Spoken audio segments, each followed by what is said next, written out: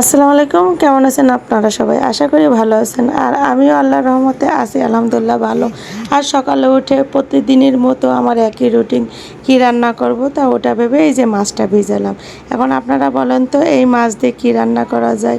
আমি কিন্তু মাছ ভিজাইছি, কিন্তু মাছ দিয়ে কী রান্না করব ওটা এখনও ভেবে পাই না। প্রতিদিন সকালে আমার এমনটাই হয় যে আমি কী রান্না করব, কিন্তু এখন এই মাছ ভিজাইতে ভিজাইতে আইডিয়াটা নিচ্ছি যে কী রান্না করা যায়। আচ্ছা, আপনারা একটু বলেন তো কী রান্না করব। কালকে যেহেতু ভুনা আর কি দেখলেনই তো, মাংস রান্না করেছি, ভুনা হয়েছে। এখন আজকে একটু ঝোল ঝোল হলে ভালো হয় না? তাই এখনও আমি কিন্তু ডিসিশন নিতে পারিনি। এই জন্য চিন্তা করলাম যে এমনি গ্যাস নাই, কী করব, তার সে চাল ধুয়ে দিই। এখন এই চাল দিয়ে আমি আর কি চুলায় দিয়ে দেব। তার কারণ গ্যাস নাই, চুলা অযথা বন্ধ রাখা তো যাবে না। এখন তারপরও আমার মাথার মধ্যে খালি টেনশনই হচ্ছে কী রান্না করা যায়, কী রান্না করা যায়। আর এই যে আমার প্রতিদিনের মতো আজকেও আপনার ভাইয়ের জন্য সবজি কাটবো, ফল কাটবো, বিভিন্ন রকম এইগুলো কাটাকাটি করব। এখন কাটাকাটি কিন্তু করতেছি, কিন্তু মাথার মধ্যে কিন্তু ওই একটাই ঘুরতেছে কী রান্না করব।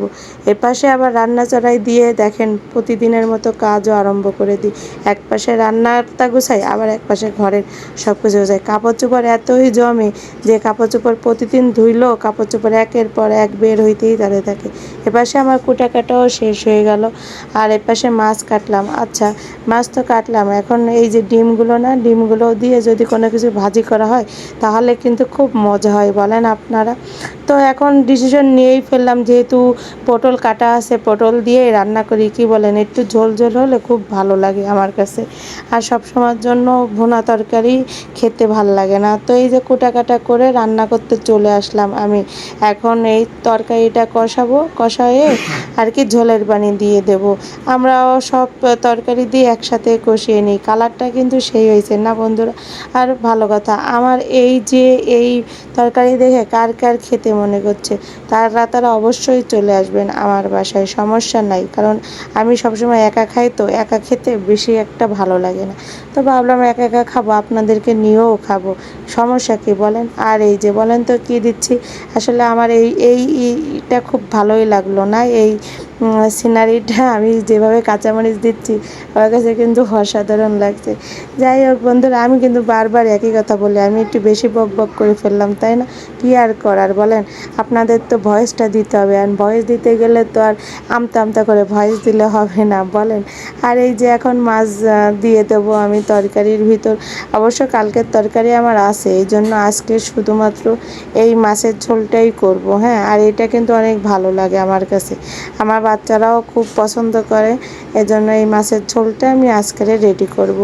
যাই হোক, এখন আমি ঝোলের পানি দিয়ে দেবো। আর এই দেখেন আলাদা করে ডিম রেখে দিছি। এই ডিমটা আমি আর কি আজকে রেখে দেবো ফ্রিজে, পরে কাল বা পরশুদিন আমি এই ডিমটা ভাজি করব তো কোনো কিছুর সাথে, তাহলে মজা লাগবে।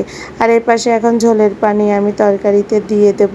হ্যাঁ, এই দেখেন ঝোলের পানি দিয়ে দিচ্ছি। আবার ওপাশে আমি ঝোলের পানি দিয়ে ওপাশে আমার ঘরের অন্য কাজও আমি সেরে পড়বো। সকালটা যে আমার শুরু হয় একদম যুদ্ধ, মানে কি বলবো, যুদ্ধ নিয়ে শুরু হয়। আর এই যে বলতে বলতে তরকারিটা শেষ হয়ে গেল। রান্না কালারটা কেমন হয়েছে বন্ধুরা? আর এই পাশে চলে আসলাম, এই যে শুধু ঘরের কাজও রান্না করলে কি হবে, ঘরের কাজও করতে হবে। চলে আসলাম ফ্যান মুছতে। আরে বন্ধুরা জানেন না, এত মুছি তারপরও মোছা যেন শেষই হয় না। ঘরের ভিতর ময়লা, সব ময়লা যেন আমার ঘরের ভিতর এসেই জমা হয়। আর এই যে ঘরের এইগুলো সব কিছু পরিষ্কার করতেছি, ফার্নিচার যেখানে যায়। একদিনে তো সব করা সম্ভব না, প্রতিদিন অল্প অল্প করে এই যে মুছতেছি, বুঝছেন, ক্লিন করতেছি। তা আমার মতো আপনারাও কি এভাবে দৌড়ে দৌড়ে সব কিছু কাজকাম করেন? প্লিজ কমেন্টে জানাবেন। আমার যদি কাজ থাকে না তাহলে রাত্রে ঘুম হয় না, কোন সময় সকালে উঠে করব।